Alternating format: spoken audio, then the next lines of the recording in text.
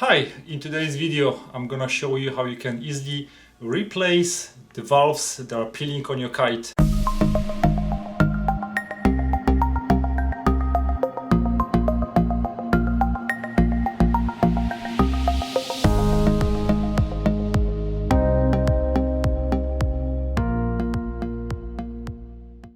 Hi, so if you have a situation when you notice that your kite bladders are leaking and you're thinking that it's not a pinhole, it's just the peeling valve.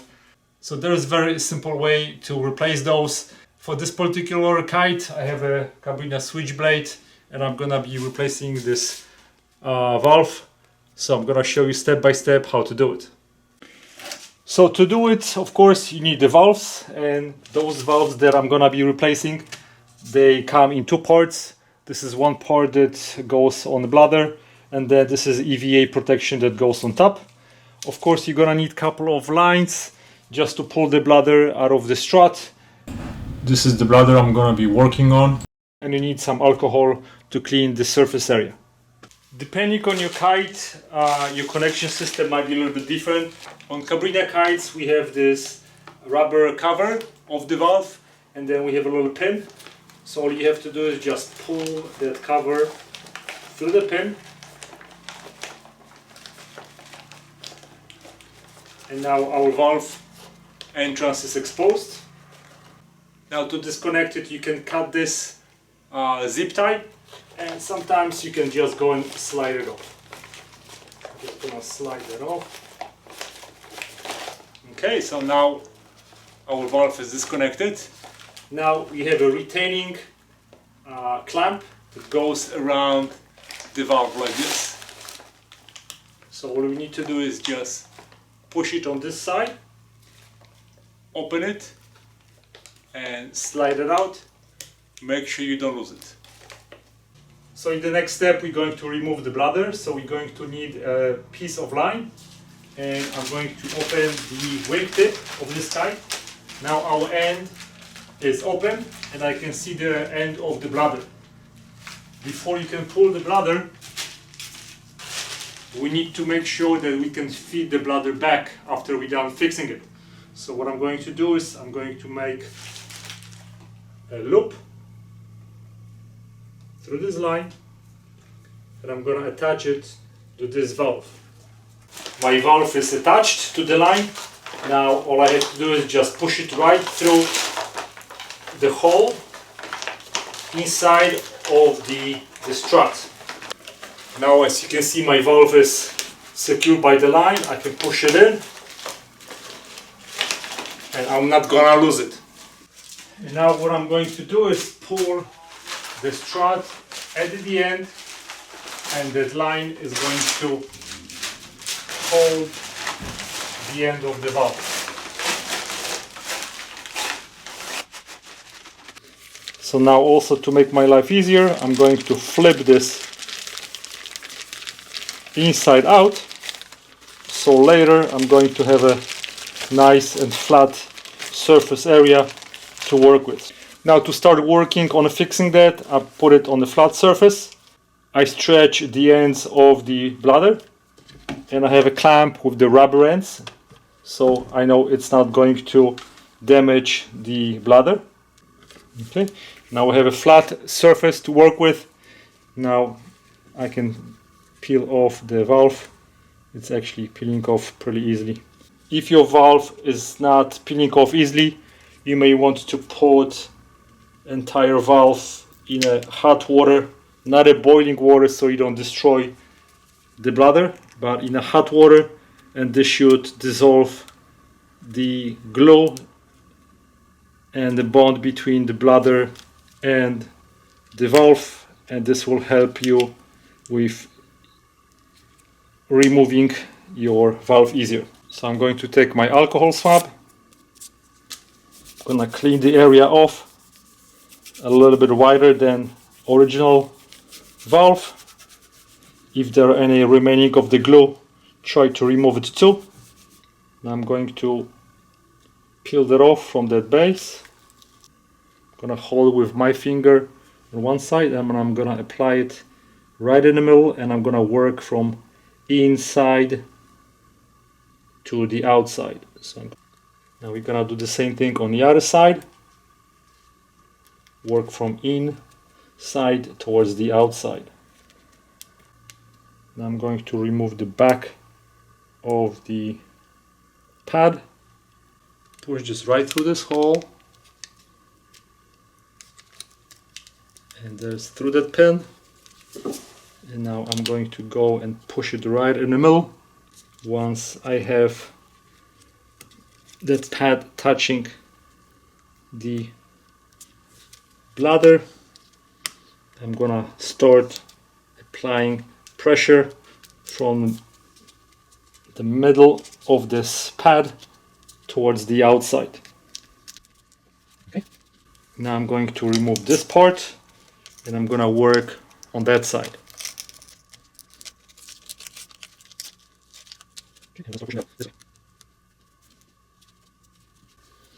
Alrighty, and that's how you fix your valve using pillion stick replacement valves. Now we need to flip the strut over to its original position. So the end of the bladder is like that, and this is the cover that goes on top. And now we are ready to put this bladder inside of the strut. Now to put the strut back in, we do everything in reverse. Now we need to make sure that when you're going to pull this bladder back into the strut, your bladder is not going to be twisted. So put it straight on the surface, and then when you're going to be feeding it inside, make sure that it's going in the same direction. So for this bladder, I'm going to fold it in half, and when I'm going to pull it on the other end, I'm going to fold it in the same direction. So this end of the bladder is facing the edge of the strut. This is the only way that you can make sure that you're going to put your bladder in the correct direction. It's always easier if you have somebody to help you to pull on the other end. If you don't, well, you need to be creative. Okay, now I can already feel the end of the strut right here, so I'm gonna pull the end of it, detach my line. Before I secure everything, I like to do a little test.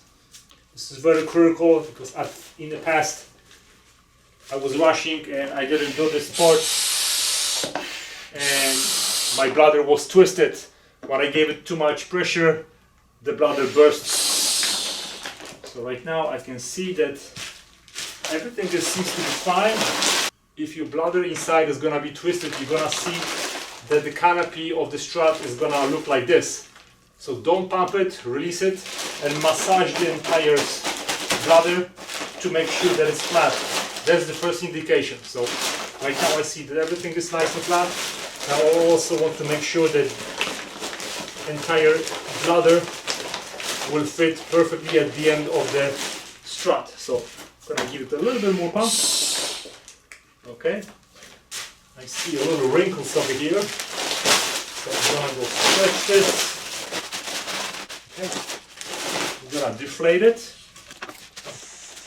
It looks like everything's fine. So now at the wingtip, I'm going to fold the end of the strut, put it inside of this packet, fold it back in. Alright, so this part is done. Now I'm going to attach my hose again and check again if my bladder is sitting properly. I'm gonna give it a little bit more pressure to see how it's sitting. And I see no wrinkles and no deformation of the strut, meaning that everything's fine. You need to put the retaining bracket back around the valve to make sure it stays in place. Alright. In the next step, we need to attach the tubing to the valve. Make sure you push it all the way. And now we take a little zip tie and we're going to secure it right here. We need to cut it nice and flush so there are no sharp edges. Okay, like this. Now we need to put the back of the rubber cover back on. In the next step, now I'm going to work on removing one side of the leading edge bladder, and in order for you to do it, first you need to remove, of course, the connections between the struts. So one here, and another one right here. So I have this ready. Then we need to remove the ring holding the valve. Next, I'm going to open the zipper on a leading edge to get access to it. Okay, and now I'm gonna try to push the main valve inside of the leading edge because we need to remove the bladder.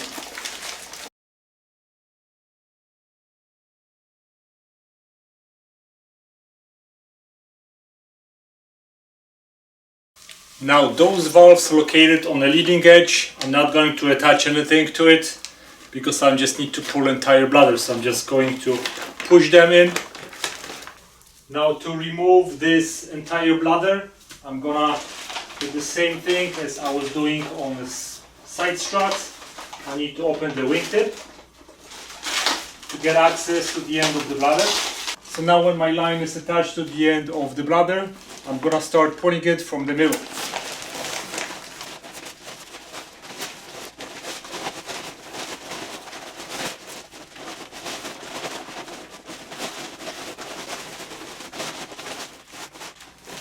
Okay, and now this is the wingtip. I'm going to detach the line so I can work on replacing the valves. And basically you do the same thing as with the side struts. I'm going to detach individual valves, fix them, replace, and then feed them right back. Now all my valves are fixed. Now all I need to do is prepare for the bladder to be inserted into the strut. So before I do that, I always lay out my bladder the right way. So I make a fold like this, so the bladder is flat. So when I'm gonna be feeding it inside of the strut, I'm not going to have any twists. So I'm gonna, until I get to the end of the bladder, because there's nothing worse on a kite bladder than the twist, which can ruin and rupture your bladder. So now this is my left side that I'm going to go and feed through this hole. Okay, so my helper is gonna be pulling on the end of the line. So keep pulling, just gently, keep pulling, and I'm gonna be feeding that right into the packet, holding it like this. Keep pulling.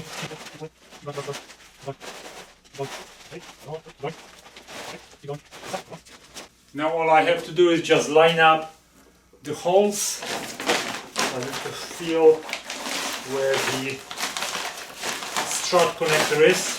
So here's my first connector. I need to pull it out and then secure it the same way as I did on those side struts.